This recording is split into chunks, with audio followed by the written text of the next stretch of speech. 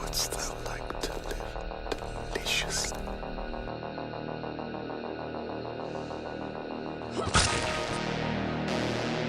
Chaos reigns.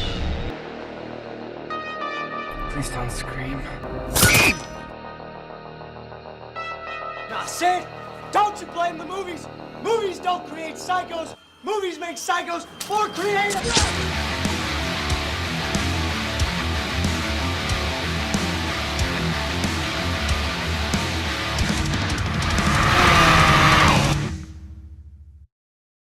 What's going on? My name is Jonjo Lyons, and today I'm here to present to you my review for Premutos, The Fallen Angel. Written and directed by Olaf Ittenbach, Premutos stars all of these lot. A man living in Germany begins to have flashbacks of his life as the son of Premutos, the first of the fallen angels. When he discovers a strange book and yellow potion in his garden, he awakens Premutos' army of the undead. Hello you lot, welcome to another beardy journey into the depths of extreme splatter cinema. After spending a couple of weeks reviewing quality British indie horror, I'm getting the impression you guys prefer something a tad more hardcore. That's why this week we'll be diving back into the blood and vomit filled world that is the work of one of my favourite extreme directors, Olaf Ittenbach. What I didn't expect is just how mental this film would be, spreading the chaos and carnage over multiple time periods. On the whole, this is just a massive achievement in the world of independent filmmaking and a movie I know you're all gonna love. But before we get into all of that, I just want to remind you, you can see this video completely uncut and early at patreon.com/Jonjo Lyons for as little as $2 a month. As well as being uncut, the Patreon videos are now also extended, featuring longer clips, outtakes, and jokes that are either too dumb or just too spicy for YouTube. You also get access to multiple full reviews that can't be on YouTube anymore, either because of copyright or because of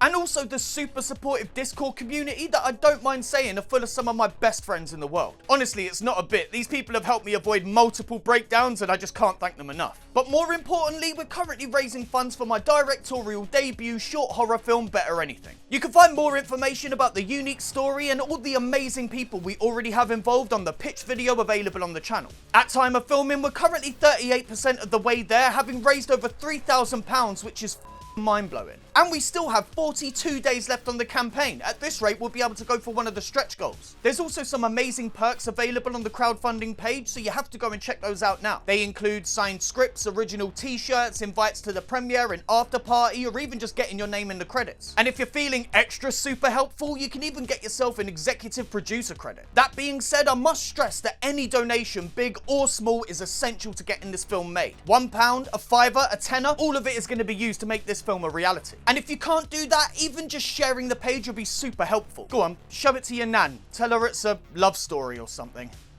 It kind of is, in a way. We're over a third of the way there, so please, help in any way you can. Thank you. But anyway, I'm in the mood to go now on a journey through time and space to the world of Premutos. So let's not waste any more time. Get ready to see quite possibly the highest body count of any film I've ever covered for the channel.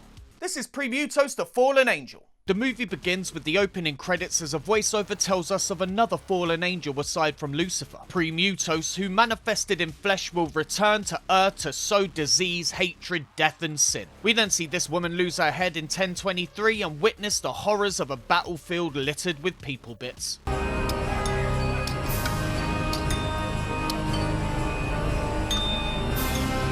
Good lord, I thought this was just going to be some zero-budget splatter film. This is actually super impressive. Sorry, YouTube viewers, you're just going to have to trust me. Patreon.com/Jonjo Lyons. We then see the skeleton of Premutos start to reform its flesh as this fella grabs a sword and goes in for the kill.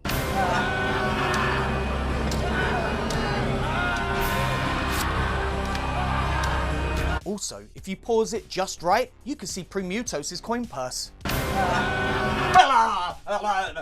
The man stabs the fallen angel, saying he must not live as Premutos declares he will return.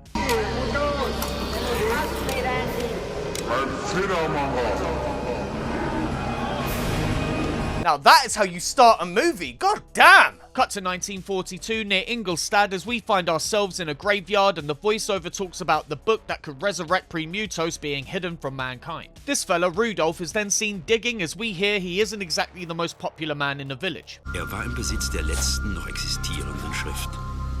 Im Dorf hingegen wusste niemand so genau über ihn Bescheid. Er gehörte einfach nicht zur Gemeinde. Er war ein Außenseiter und daher hasste man ihn. Cut to other members of the community breaking through this door as we hear about a soldier returning from war who turned into a monster after being shot to death and various other bodies going missing from their graves. This man then starts chopping through wood using the wrong side of the axe but is still able to make it through. Inside they find a skelly covered in jam and a bunch of other bodies, including this derpy looking.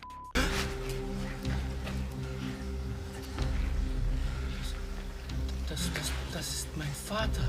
The bodies then come to life and are shot up with little effect. One of the group ventures too close for no reason and gets his face eaten when the rest of the mob decide to get the fuck out of there. They then throw a bunch of gas on the door and set the house of horrors ablaze. Back with Rudolph, he knows he's fucked once the townspeople find his friends in the basement, so takes one last crack at eternal life, popping open a coffin to reveal this bony boy inside. He removes the body as in the distance the angry mob close in. He then picks up his new friend and takes off, narrowly avoiding capture. The mob pass the open grave and recite prayers as elsewhere Rudolph runs into a tree and is then attacked by this fella. Rudolph then makes good use of his shovel.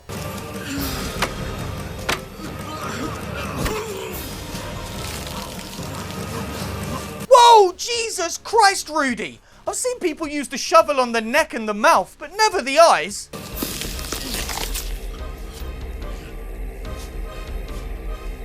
Why the f***ing eyes? Good lord! Also, we're 9 minutes in and I've already lost count at how many murders we've witnessed. I really hope it continues like this. I'm having the best time. Cut to this cute little miniature house as inside Rudolph is making soup and in the bed this woman looks a little worse for wear. He moans about pages being missing when we cut to him burying the book ahead of his imminent and presumably painful demise. He then feeds the soup to the dead woman Ida and watches hoping she'll come back to life. Which she does, vomiting blood everywhere.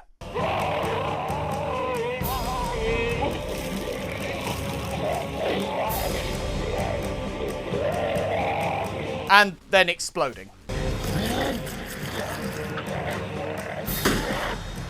She also drops some soup on the bony boy, which I'm sure is fine. Disappointed with this result, Rudolph looks at the mess when the mob suddenly burst in, hilariously taking themselves out in the process. Shots ricocheting and sending this pickaxe into a dude's head and popping this guy's brain. One of those fellas was the mayor, whose death they immediately blame on Rudolph. He says he can resurrect the mayor, which is technically true, but the mob decide to kill him anyway when Billy Boy Bone Brigade comes to life and bites mob member number 4's penis off. Just eats his pecker right the f*** off his body. Absolutely savage. Life without a dick seems too much for the mob man, who then eats a bullet when another member shoots Billy dead. Well, deader. Rudolph again pleads with the mob, but they don't listen, instead pumping him full of lead.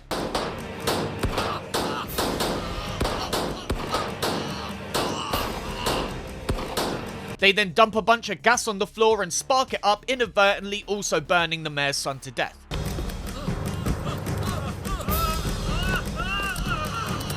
These lot are f***ing useless. Objective successfully failed. They get the f*** out of there when we cut to present day as this guy Mateus enters a dentist. Mateus is actually played by the writer-director himself, Olaf Ittenbach. So if you need to put a face to the name, there it is. Inside he has a vision of the suction thing spewing blood, and apart from the nurse's wild eyeshadow, that's about it. On the way home, Matty sees Sandra and tries to say hello but eats shit. He then passes out as we cut to a Bavarian forest in 1293 where this blokey is going for a walk. He sees another man collapse in the snow, and when he asks if he's alright, discovers that he and the man he's dragging behind him have the Black Plague. He runs away and is told by another man on a horsey to run for his life. He then bumps into this woman who asks if he believes in God. The man nods yes, and the woman says soon there will be a new one and they must bring sacrifices to win his favour. What kind of sacrifices do you mean, lady? Premutos, wir kommen!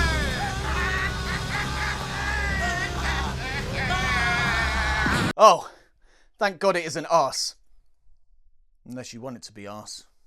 Cut back to Matty being woken up by Sandra. He asks where the fat white old lady is, but Sandra doesn't know what the f*** he's talking about. He asks what she's doing later, and the woman says folding his laundry. Then when he offers to come by later, she declines. Cut to Matty's dad saying hello when the son's mother reminds him it's his father's birthday. He wishes him a happy one, but dad ain't interested, instead telling the boy he's got work for him to do. Matty says he's already late for football, so dad lets him go, and we cut to him searching for his kit. His mum says they're still in the wash, so his sister says she'll deal with that while she sorts out presents. Matty continues to to moan when his sister comes in wanting to show him something. She whacks a blindfold on him and we cut to Dad digging a hole to plant a tree. In the hole he discovers a box which he opens as Matty is told to remove his blindfold. I'm not sure this is the best gift for our father. Ich werde ihn so richtig schön auspeitschen. Und anschließend anpinkeln. What the kind of family are we dealing with here? In reality, this is something she's going to be wearing for her boyfriend tonight, but even still, I don't think showing your brother this outfit was a top choice. She suddenly remembers his shorts and we see they've shrunk in the dryer. Oh Mann, was soll ich denn jetzt anziehen? Ich kann nichts dafür. Das war der Wäschetrockner. Nein! Cut to Dad cleaning his gun, which he uses to shoot a fly just as Mum walks in. She then gives him his gift, a giant sword my mate Mog would be a huge fan of, and which I assume is going to end up in some face by the end of the movie. Cut to this woman Tanja on the bus, then taking a seat and ordering a Coke. She then reads a note sent to her by somebody named Walter. It seems to be an invitation to the birthday party, and Walter is very excited to see her again after such a long time. We then flash back to the last time she saw him, dancing and giving him a tearful goodbye kiss. Cut to the football match as Matty demonstrates his ability to save the ball with his f***ing balls.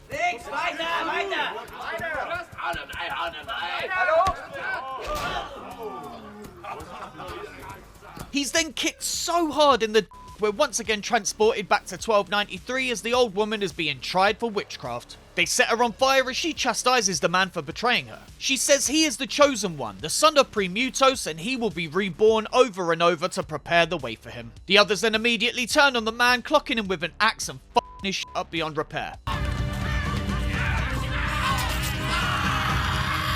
The woman's charred corpse collapses as the man turns to show his gorgeous face to us and we cut back to Matty.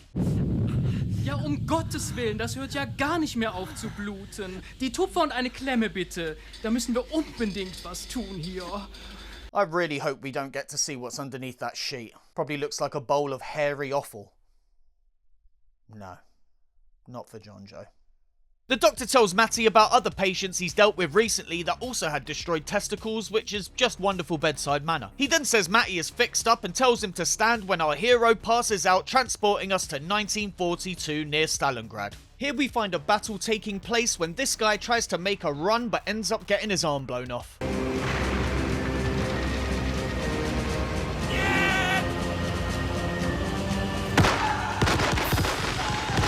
He then turns electric as his face mutates and he grows his arm back. The son of Premutos tries to attack this man but ends up getting bested and stabbed to fuckery.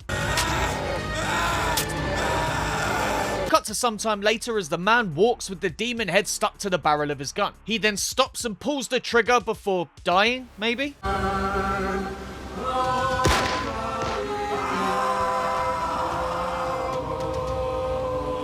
Cut to present day as Matty's mum gets word of his severe penis injury. She then leans out of the window to tell Dad by screaming it at the top of her lungs, not considering for a second that Sandra might hear. Dad is his usual sympathetic self when Mum tells him that their injured son needs picking up. Cut to Matty being brought inside, and honestly I can't wait for the dad to die horribly. Matty's then given a blanket as Dad continues to be a Ja, du schaust nur blöd. Ja, Halt aufpassen sollen beim Fußballspielen. Ja, das kann doch jedem passieren. Ja, also. Jetzt hör schon auf. Da kann doch ich nicht dafür!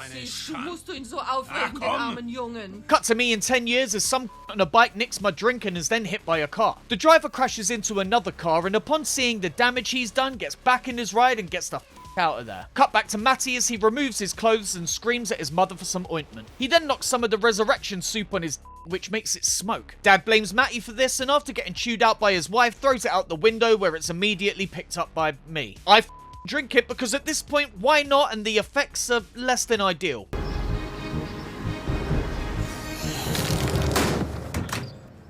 Back inside, Dad tries to show Matty the book he also found in the chest when Mum hears two guests outside arriving, Edith and Hugo. Outside, everyone says their hellos and heads into the house as Tanja arrives in a cab. She walks in slow motion to sexy music when we cut back to Matty looking at the book before being transported to Jesus being crucified.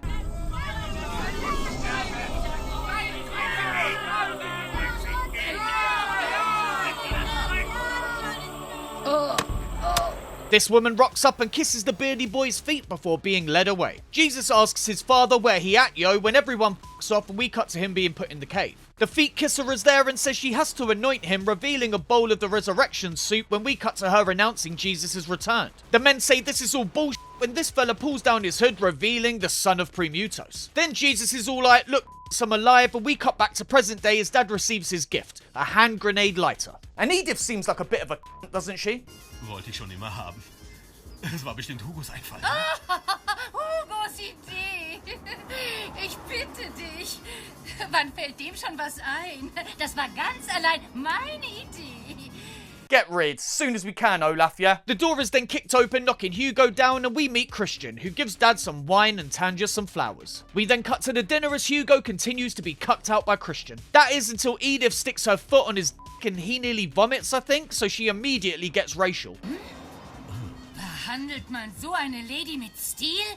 So kannst du vor deiner Lehmhütte deine afrikanischen Flittchen balzen. Jesus Christ, it seems I was right about Edith. Finally, the conversation moves over to Tanja, who's being all Sadie McMoperson, saying she's just gotten used to being alone. Cut to Matty as he caresses the Premutos book. He then opens it up and starts reading about the first fallen angel. As he does, we cut to 1578 Scotland to find a small army on the march. Out of the bushes emerge these friendly fellows who then charge at the army and things immediately get messy.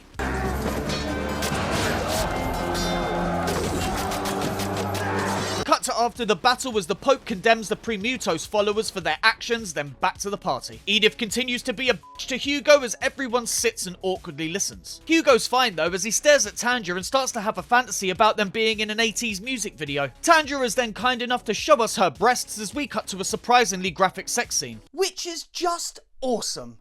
I love German cinema.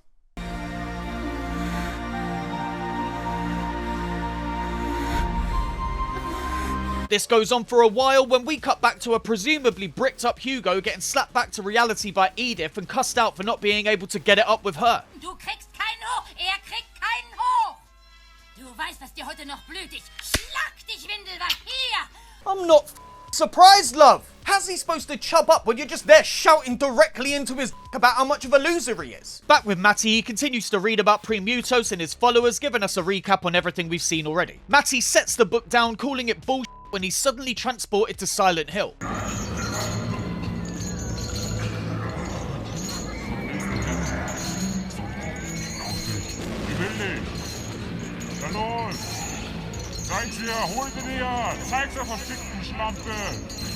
He gets out of the house and finds all sorts of butt going on outside. He's being called by this woman who he chases after and embraces before getting bitten.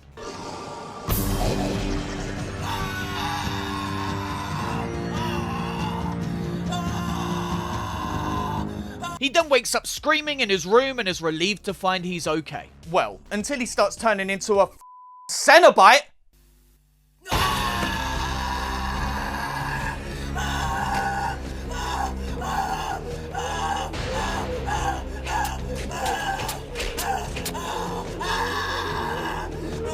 Matty, now looking pretty awful, is able to pull himself free when we cut back to Edith still being a Mum tells her to shut the up and we see Christian has fallen asleep. Edith still talks to him about his massive black as Hugo picks his nose, rolls it up and flicks it into her mouth.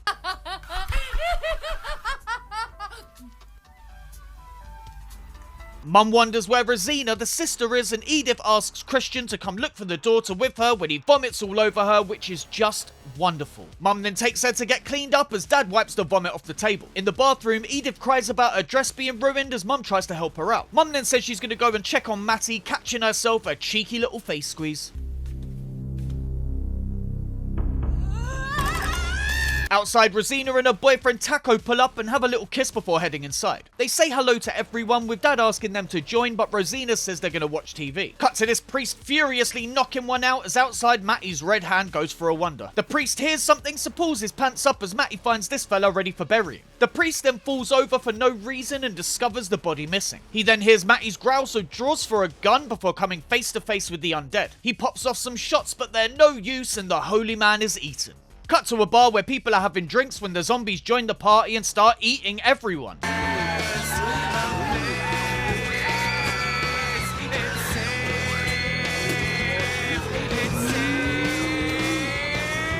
The patrons fight back, breaking bottles and slashing throats when we again cut, this time to this woman failing at cooking. I say this woman, but I think that's actually Sandra, the woman that we saw Matty trying to chat up earlier. She tries to call someone but doesn't get an answer, so turns off all the lights and runs next door. Again, she doesn't get an answer, so runs round the back complaining about how little she gets paid for all this work. She then opens a cupboard or a safe and finds a bunch of money when she's suddenly attacked by zombies. Please don't let her get eaten by zombies, Olaf. I want to see Matty get cured and them two live happily ever after. Surprisingly, she's able to fend them off, kicking them about the gaff without getting bitten. She then picks up a scythe and opens this fella up before shoving it in his face. Finally, she slow motion walks out to epic hero music. This victory is short-lived, however, when she encounters the fully mutated Matty and he pulls her head off. Not cuts it off, he pulls it off.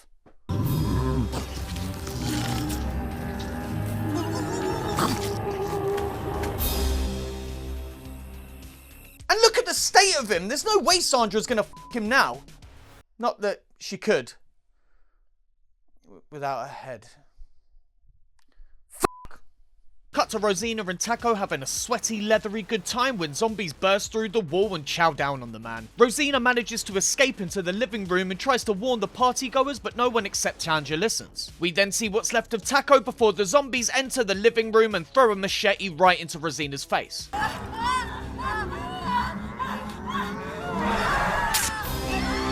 Dad declares war, picking up his sword and tells Hugo to get everyone else to the barn. Safe for now, they barricade the door with Hugo finally taking charge and ignoring his wife. She then slips on the skateboard and whinges on the floor when Hugo remembers that Dad has a massive stash of weapons in the barn. Bingo. That's it. Edith refuses to help Christian as Hugo and Tanja catch up, discussing why he changed so much in 4 years. Basically, his mate got blown up by a bomb and in his grief, Edith gave him strength and then he became dependent on her. Sad times, but also I bet there's something more to it. Like she gives him the old double hander. Tanja hugs Hugo when Edith rocks up and accuses them of cheating. She demands Hugo get up and take her home, but the man ignores her. She's then called back to work by Christian, but instead calls Tanja a slut. Tanja tells her to f off in return, and Edith tells Hugo not to speak one more word to that whore.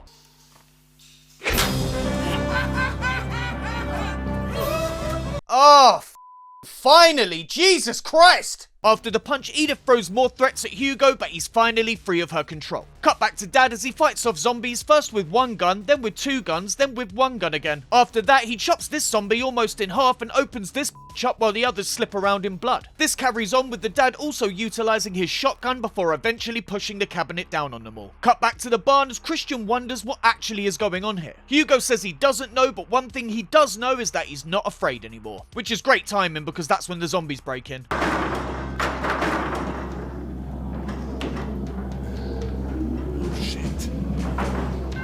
They stand around for way too long, not shooting them when the Dad enters the barn and it all kicks off.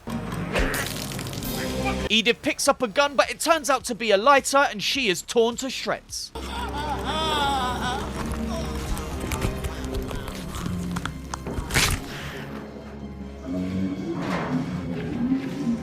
With Edith now dead, Hugo takes off his jacket and starts the zombies up, kicking ass and blowing up heads with his shotgun. We also see Tanja and Christian popping off shots when the Dad sticks an air pump up this zombie's ass and blows it up. He then grabs a chainsaw and starts carving through them, covering himself and every surface in blood. Unfortunately, the fun times don't last as Christian is overwhelmed and ripped right the f*** open.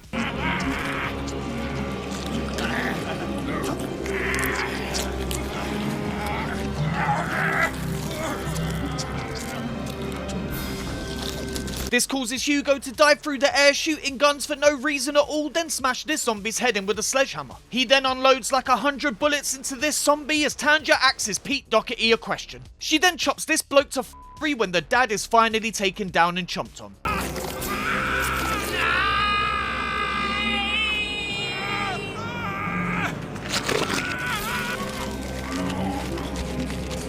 After seeing this, it looks like Hugo takes off as Tanja screams after him not to leave her. She then screams at the zombies when Matty makes a sloppy appearance and heads straight for her. He lifts Tanja off her feet when a tank suddenly breaks through the wall and starts blowing motherfuckers up.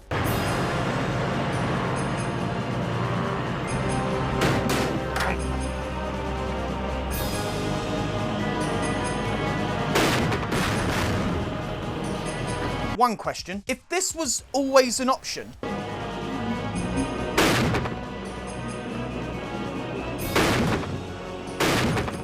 then why the f didn't you do it sooner? Hugo then gets out and uses the machine gun to chew up more of the undead.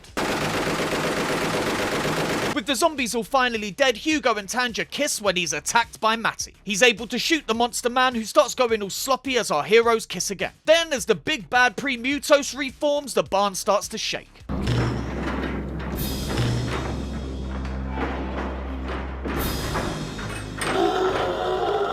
Fully back together, he shoots electricity at the couple, finally able to claim his legacy, but Hugo is having none of it. Instead, throwing a grenade at him and getting the f*** out of there.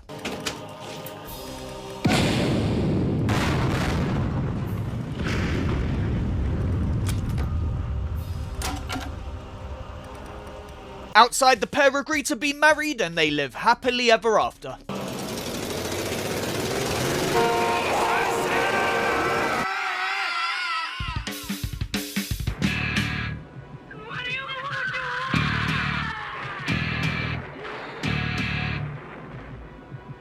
The end! Well, that was truly epic. I loved that movie. Are we about to start a journey through all of Olaf Ittenbach's filmography? I guess we're going to find out. Premutos is a film that I should have seen a long time ago. I'm actually shocked that this wasn't a favourite of mine back in my teens. It's a comedy action horror that is as ambitious in its storytelling as it is bloody, and after seeing this, I cannot wait to check out everything Olaf has ever directed. I said that when I covered No Reason, but I promise I will this time. The story is simple enough, with us following the many brutal exploits of the son of Premutos over multiple time periods as he unknowingly tries and fails to bring his father back into the physical realm. As I said in the breakdown, I thought this movie was just going to be the third act spread across the entire film, so when it started jumping around time, I was excited and impressed. Aside from that, this is the familiar siege movie with the main characters trying to survive against the onslaught of the undead, which is always fun. Onto the characters, and they're fine enough. They all have their separate and distinct personalities, with the standouts being the dad and, as much as I hate to say it, Edith. I also really liked how the final boy and girl aren't made clear until the third act. I thought it was going to be Matty stepping up against his fallen angel father and saving Sandra, but instead he turns into a Cenobite with a rotten ballsack for a head, and suddenly Hugo and Tanja are pushed into the spotlight. It made the story feel unpredictable, and for someone who watches movies to pay rent, that's an amazing achievement. Next is the gore, and where do I even begin? This movie's gore effects are absolutely brutal, featuring just about every way to rip and tear a human body you can imagine. Olaf is really flexing his skills here as an effects artist, and clearly gets a kick out of spilling the red stuff, which I very much appreciate. Also, that last 20 minutes or so, good lord, that was an incredible amount of violence that just kept going and going. So much fun. Production-wise, aside from the great gore, the film's most impressive aspect are the sets representing different time periods. While we're not dealing with the highest budget, the sets do look good and sell me that we're in a different time. Once again, this choice in storytelling was the film's biggest surprise for me, and their presentation was pretty much perfect. Although, I was surprised to hear German accents in Scotland, but whatever. In the end, Premutos is the most fun I've had watching an extreme horror movie in such a long time. It's got a unique story, fun and varied characters, so much blood, and a body count to be proud of. Yeah, the present day sections tended to drag a little in the middle, but the opening and closing 20 minutes were literal perfection. If you haven't seen this one, I suggest you pick it up immediately. So that was my review for Premutos. What do you lot think? I am just so overly impressed. What a insane movie. And don't get me started on the gore in this movie. Good lord, some of the effects are just so much fun. Top prize has to go to Edith being torn to pieces, not just because it was a really good looking effect, but also because I hated her. Speaking of which, if you want to see Rosina get a surprise machete to the face completely uncut and early, head over to patreon.com/Jonjo Lyons. There you can find the uncut version of this review plus others with more stuff being added all the time. We got the uncut reviews, Patreon exclusive reviews, / comic breakdowns and the Discord. And all that can be yours for as little as $2 a month. You can pledge more, I really appreciate it, but instead take that extra cash over to the crowdfunding campaign for my short film Better Anything. I've written a truly upsetting horror short and I need your help to make it a reality. Like I said, go to the pitch video on the Indiegogo campaign, the link of which you can find in the description or the pinned comment, or just look for it on the channel. So that's it for another week. Like the video, leave a comment and click subscribe if you haven't already. My name's Jonjo Lyons and, hey, Edith. Scheiße in meinem Mund! See you next time.